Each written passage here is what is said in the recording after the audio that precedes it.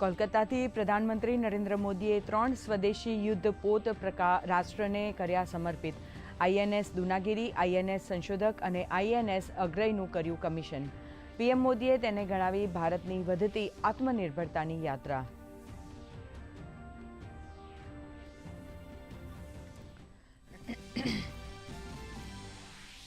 આંતરરાષ્ટ્રીય યોગ દિવસ નિમિત્તે દેશભરમાં યોગાભ્યાસ. પ્રધાનમંત્રી નરેન્દ્ર મોદીની આગેવાનીમાં કોલકાતામાં યોજાયો મુખ્ય કાર્યક્રમ. પ્રધાનમંત્રી નરેન્દ્ર મોદીએ કહ્યું, દુનિયાના ઉત્તમ ભવિષ્ય માટે યોગ જરૂરી.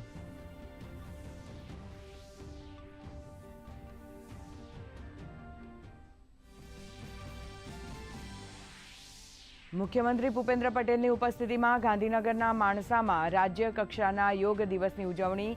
યોગ ક્ષેત્રે ગુજરાત દેશમાં રહ્યું મોખરે. 1.5 લાખ ટ્રેનર્સ, 5000 યોગ કેન્દ્રો થકી એક વર્ષમાં 8 લાખ લોકો યોગ સાથે જોડાયા.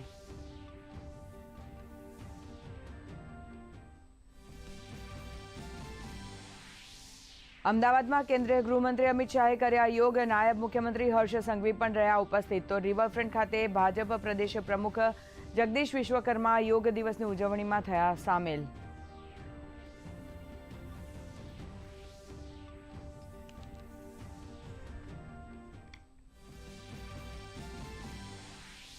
યોગમય બન્યું ગુજરાત. મહેસાણામાં મંત્રી ઋષિકેશ પટેલે, પોરબંદરમાં મંત્રી અર્જુન મોઢવાડિયાએ, સુરતમાં મંત્રી જીતુ વાઘાણીએ કર્યા યોગ.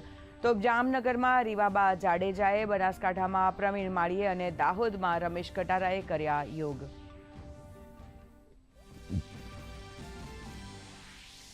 દેશભરમાં આજે નીટ યુજી 2026ની પુનઃ પરીક્ષા. 22 લાખથી વધુ પરીક્ષાર્થીઓ આપશે પરીક્ષા. પરીક્ષા માટે તમામ કેન્દ્રો પર ચાંપતો બંદોબસ્ત. શિક્ષણ મંત્રીએ વિદ્યાર્થીઓને પાઠવી શુભેચ્છા.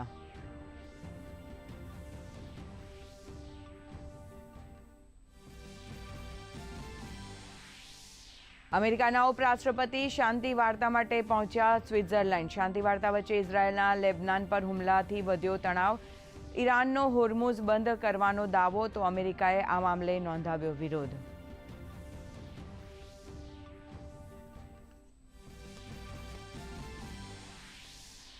અને મધ્યપ્રદેશ, રાજસ્થાન સહિત 20 રાજ્યોમાં વરસાદનું વાવાઝોડાનું એલર્ટ.